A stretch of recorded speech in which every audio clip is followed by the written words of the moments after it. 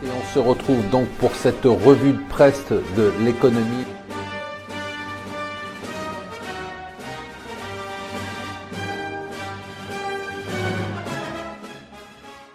Bonjour et bienvenue sur Mon Financier pour la revue de presse de l'éco. Nous sommes le lundi 19 décembre. C'est aujourd'hui que Donald Trump doit être intronisé, confirmé par le vote des grands électeurs. Il n'y aura pas de surprise malgré les espoirs de certains démocrates. C'est donc à suivre de très près. À suivre de très près aussi l'affrontement entre les États-Unis et la Chine. C'est sur tous les fronts. Ça va être un des grands thèmes de 2017.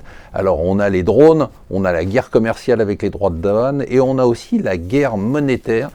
On vient d'apprendre que c'était le Japon qui était redevenu le premier créancier des États-Unis, c'est-à-dire le premier détenteur d'emprunts d'État américains. La Chine a vendu massivement des emprunts d'État américains. Alors c'est pas pour mettre la pression sur les États-Unis pour l'instant, c'est uniquement parce qu'elle avait besoin de dollars pour acheter du dollar et pour acheter du yuan et vendre du dollar. Donc c'est comme ça, c'est la raison pour laquelle on a ce stock qui a baissé, c'est la défense du yuan, un yuan dont je vous rappelle qu'il a perdu 15% depuis début 2014 et donc tout ça provoque des sorties de capitaux et la Chine essaye de le freiner. Mais attention, ça pourrait devenir une arme fatale pour les États-Unis.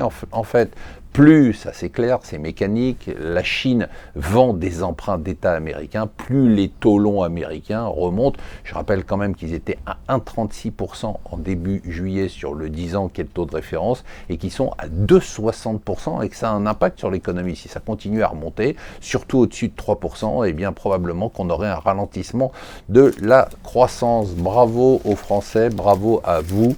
Vous continuez à épargner. On a eu les chiffres de l'INSEE sur le patrimoine net français et le patrimoine des ménages. C'est la partie du patrimoine français qui augmente le plus malgré la hausse. Le Figaro nous fait le palmarès des impôts locaux, malgré la hausse monstrueuse des impôts locaux, surtout dans certaines villes.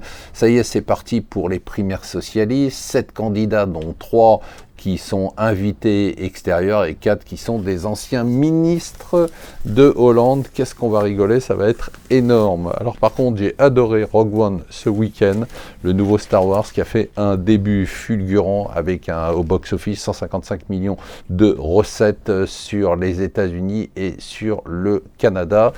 Alors, Uber a découvert les joies de la France et de son syndicalisme radical. Et il a découvert qu'avec quelques dizaines de personnes très remontées, eh bien, on pouvait essayer de flinguer une entreprise. Je conseille à Uber de se rapprocher d'Air France pour voir comment on peut plonger en France alors qu'on a un très bon niveau de business et d'un fort potentiel.